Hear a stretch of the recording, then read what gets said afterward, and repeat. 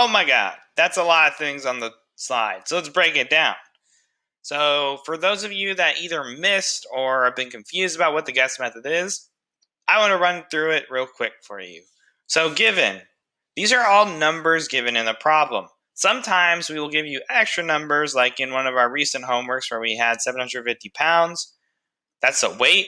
We don't really know how to use that yet, but it's best practice just to write down all of the numbers you have and try to determine their variables. That is the most important part of this step.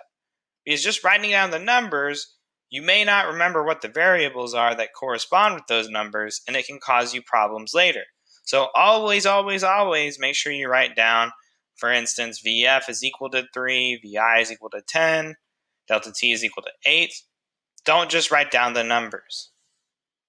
On the unknown section, a lot of these problems will be in the last sentence where it'll be like, solve for this, or what is this, how far, how long, whatever it may be.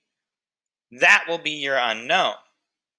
In scenarios where it says how long or how far, that will be time and distance respectively. Now the equation portion, which is the main reason we do the guess method, is you use those variables that we were given earlier to determine your equation. Since we were given delta t and all of the other things, we have the a, which is what we're solving for. We can't use this formula right here because we don't have displacement. But we can use this one because we do have time. We will always use formulas that we have enough variables to solve for. And the last portion, all you gotta do is substitute and solve. That means plugging in things into your formula. Make sure you keep it consistent. It's not always going to be big number minus small number.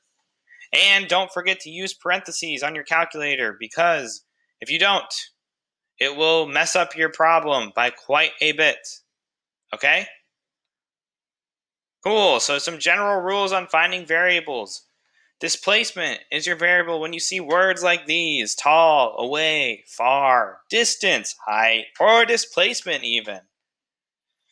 Units will be generally meters or things you can find on a ruler. So like inches, yards, feet, maybe even miles or kilometers, but most of the time in this class we will be using meters. So for example, how far did Jody fall after 20 seconds? How far tells you are looking for displacement. Time is your variable, or change in time. Whenever you see these deltas, the triangles, it means change. Okay? So if you see that and you're a little confused, don't fret.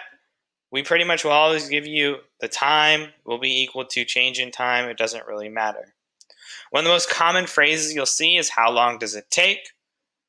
Otherwise, they'll literally just tell you to determine the time or determine how many seconds, whatever. Okay? Those are pretty straightforward problems. Just understand that how long does it take is different than how long did it fall or how long did it travel. So just make sure you use your context clues in order to read the problems carefully and determine your variables correctly. Generally in this class, we will do seconds. Sometimes we'll do hours. Very rarely we'll do minutes or days. But anything you can find on a clock is fair game. How long did it take Bruno to fall? 40 meters. You can tell that it's not saying how long did Bruno fall. That would tell you, honestly, either or. It's really dependent on how far Bruno fell is probably a better question about displacement. How long did he fall for is good for time. The last thing that I want you to go over is VF, which is final velocity. Usually it will be followed by something that's like after X seconds or X meters, and that will tell you that it is final velocity. Meters per second is the most common. So I was rushing this one a little bit, but basically, whenever you have a problem that is either asking for acceleration or gives you an acceleration, do not ever use the V average formula in those problems. You will be wrong. Okay? Always, always, always use one of the other ones we know. Okay? Don't ever use the average when we're given acceleration. That's it. That's all. We're good.